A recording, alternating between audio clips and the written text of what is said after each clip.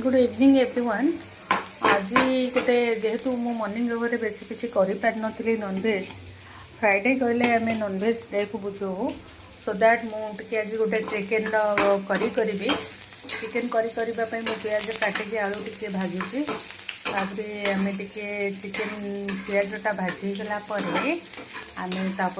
आम इनग्रेडिएंट्स जहाँ जहाँ अच्छे टे दबा बर्तमान पियाज आलू मु डायरेक्ट एकाथरे पकई को मुझे भाजी नौ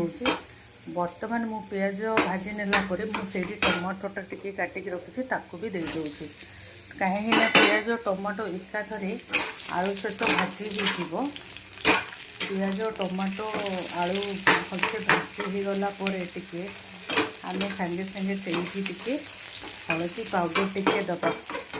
मुझे हलदी पाउडर देवी कलर देखा जावाई